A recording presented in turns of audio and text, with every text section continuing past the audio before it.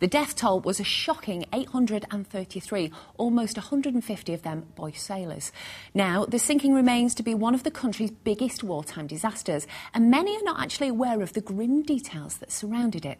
Now, all that is about to change, thanks to the nephew of one of the Royal Oak victims. And the man himself, David Turner, joins me now. Hello, David. Hello, pleased to meet you. You too. So, tell us a little bit about HMS Royal Oak, because doing a little bit of a chat around Channel M here a couple of hours ago, not many people know about it at all. Why is that? Well, first and foremost, HMS Royal Oak was one of the Royal Navy's largest battleships.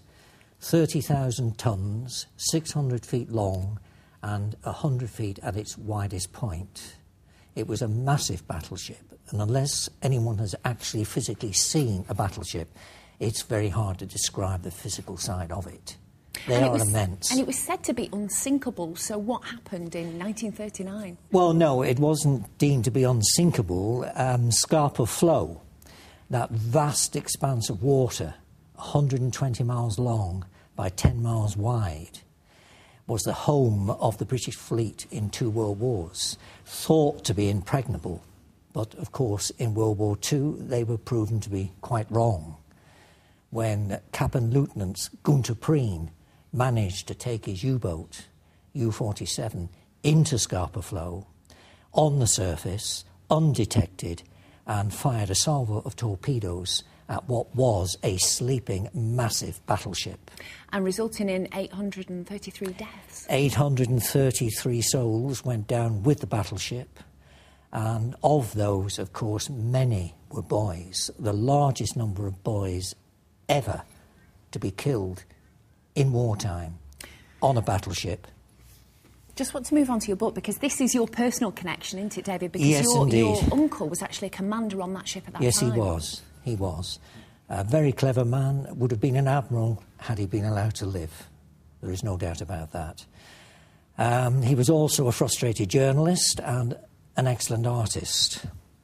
And you've written the book about him and everybody else because you want to bring this, because this is really important to mention today, you want to bring this into education in the country because it's not taught in schools anymore, is it? Well, ambitions are inherent in us all. Few of us achieve them. I have managed to achieve what is one of my ambitions, and that was to ensure that this book was made available to all school children up and down the country and indeed globally. And we have recently completed a film documentary on behalf of the education authorities in Scotland at the request of Fiona Hislop, Minister for Education. Mm-hmm. That is now up and running as from last week. And maybe now, when I go to all these book signings that I attend up and down the country, I will be able to tell these many children that come up to me and ask me the question, why do we not know about this in our school? I will now be able to say, well, you can now watch it in your school. Yeah, it's a fascinating story, and it's all in the book as well. It is all contained in the book, that and much, much more. The book is also Britain's best-selling naval memoir. Mm-hmm. Well, we're running out of time, unfortunately. I know we could talk for so much longer on this. Oh, yes, I could sit here and talk for a long, long time, as Stuart Hall would say. He'd hold his hands up and say, no. We have run out of time, but thank you so much for sharing a little bit of what's in the book. It's my pleasure, I assure you. And it's a great feat to get it into the schools of the UK. Thanks, David. Thank you very much indeed.